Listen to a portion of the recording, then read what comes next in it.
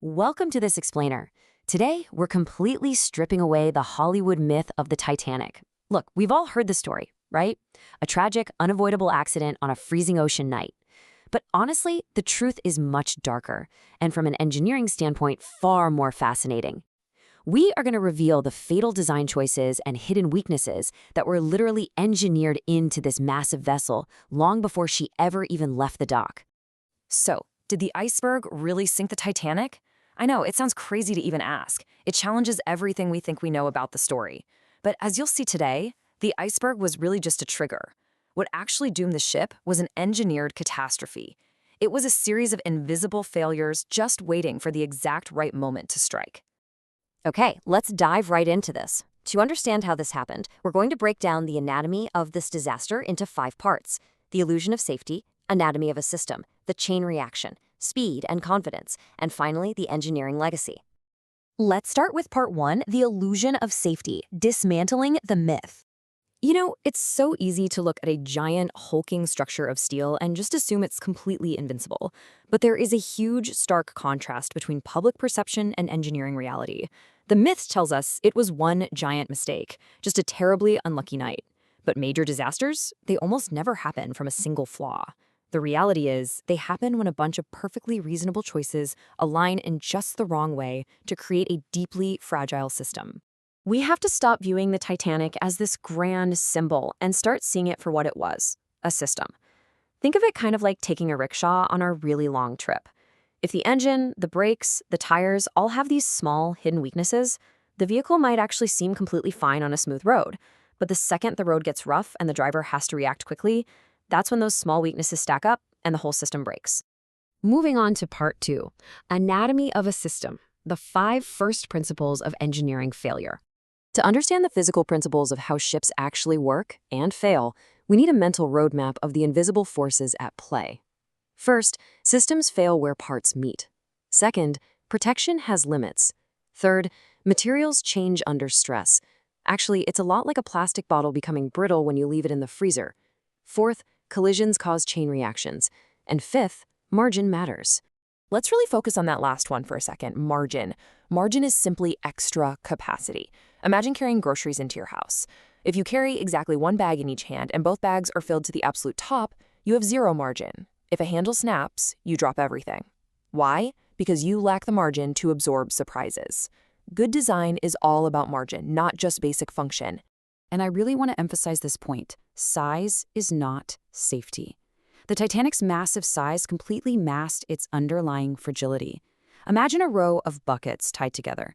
If one bucket cracks, okay, you can still carry the load. But if 3 crack at once, the whole system fails. The real test of the Titanic wasn't how big it was. It was how much failure its interacting parts could absorb all at once. Now, this brings us to a major point of confusion. The phrase watertight compartments sounds like an absolute guarantee, doesn't it?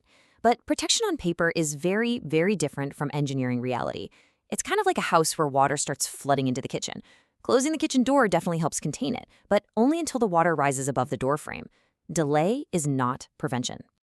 So back to the iceberg, it didn't sink the ship by itself. A collision isn't just an impact, it's the start of a sequence. It acts exactly like spilled tea on a table. The liquid doesn't just stay in one spot, right? It spreads, it finds gaps, and it reaches things that were never even directly hit. The iceberg just opened the door for progressive failure. Which brings us to part 3, the chain reaction: small choices, fatal results. To truly grasp this chain reaction, we have to ask a critical question. What did the designers actually expect to happen after damage began? A hull is not some magical, impenetrable wall. It is a managed barrier. The ship's fatal flaw was its total inability to recover once that initial flooding spread beyond the system's narrow comfort zone. In systems engineering, the weakest link doesn't just fail first. It actively changes the burden on every single other link in the chain. Just walk through this feedback loop with me for a second. The ship takes on water and becomes heavier. Then the ship begins to tilt. That tilt changes where the water moves. Suddenly, more compartments become vulnerable, which shrinks the safety margin even further. A feedback loop makes every subsequent step easier than the last. Think of it like a leaning stack of books. Once the lean crosses a certain threshold, Every tiny little shift makes the entire stack more and more unstable. The books aren't failing in isolation, they're changing the physical conditions for each other. As the ship's geometry shifted, those so-called watertight barriers lost their meaning entirely. Let's look at part 4, Speed and Confidence, the Multipliers. The physical engineering isn't the whole story here. Speed acted as a massive multiplier.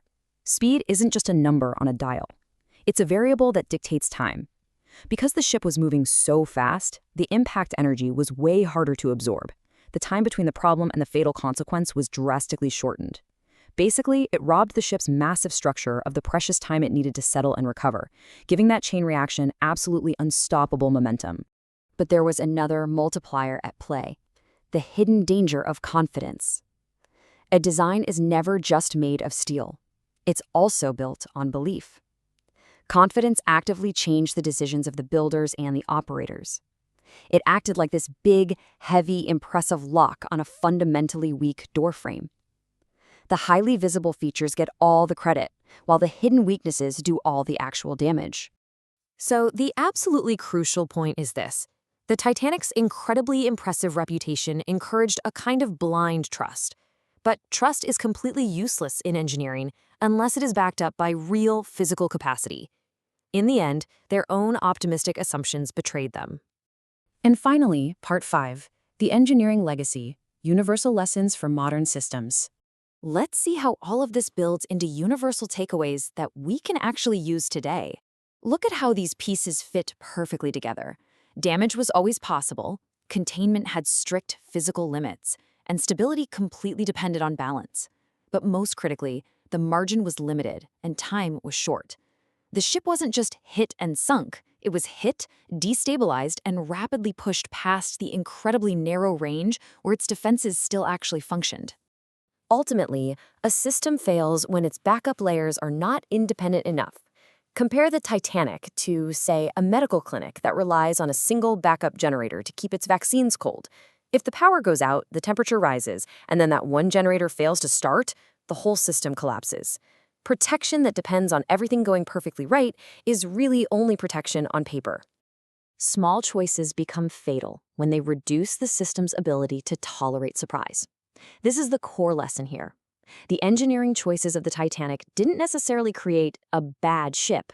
What they did was create a brutally narrow path of success. And that leaves us with a really critical, urgent thought. Once you learn to see systems, limits, and margins, you honestly can't unsee them. So take a look at the world around you. Where else is confidence outrunning capacity? In the bridges, the machines, and the organizations that we rely on every single day. Thank you for joining me on this explainer. Keep asking questions, and I'll see you next time.